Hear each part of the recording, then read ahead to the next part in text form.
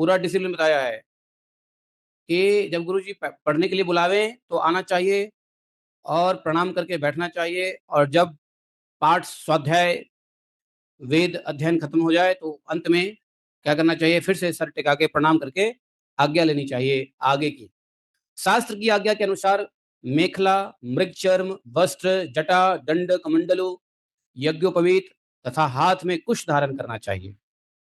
सायंकाल और प्रातः काल भिक्षा मांगकर लावें और उसे गुरुजी को समर्पित कर दें।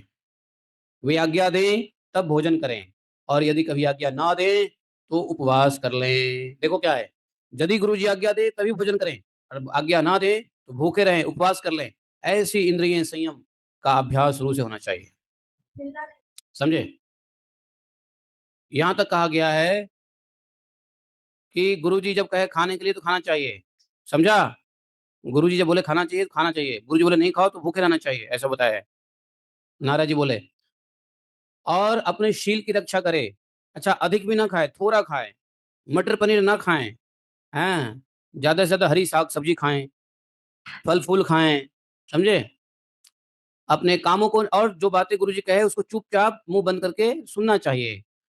अपने कामों को निपुणता से करना चाहिए, अपने कामों को श्रद्धा से करना चाहिए, श्रद्धा रखनी चाहिए। ये देखो मैं नहीं कह रहा हूँ, ये नारद जी कह रहे हैं। छठे श्लोक में देखो, सुशीलो मित भोग दक्ष श्रद्धानुचितेन्द्रिय यावदर्थम व्यवहारेत स्त्रीषु स्त्री निजेषु च।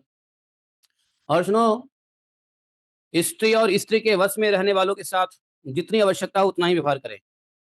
इसलिए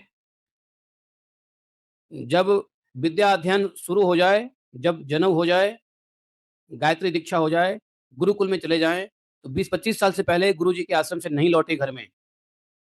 क्योंकि अगर लौटे तो एक दिन के लिए या एक संध्या के लिए, एक घड़ी के लिए, एक मुहूर्त के लिए घर पे आए, माता पिता से मिले, चले जाएं। क्योंकि विद्या अध्ययन के समय में स्त्री और स्त्रियों के वश में रहने वाले के साथ नहीं रहना चाहिए।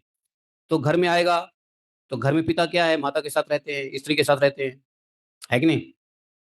तो इसलिए घर में माता पिता का भी संग करने की आवश्यकता नहीं है। माता पिता का संग बिल्कुल भी नहीं। माता गुरुजी के गुरुद्वारे पे जाके दर्शन कर ले बच्चों का, ठीक है। बच्चे आते हैं घर पे तो एक दो मुहूर्त के लिए मिले, फिर चले जाए, रुके ना बिल्कुल। जो गृहस्थ नहीं है और ब्रह्मचर्य का व्रत लिए हुए हैं, उसे स्त्रियों की चर्चा से ही अलग रहना चाहिए। स्त्री मात्र का चर्चा नहीं करना चाहिए, क्योंकि इंद्रियां बड़ी बलवान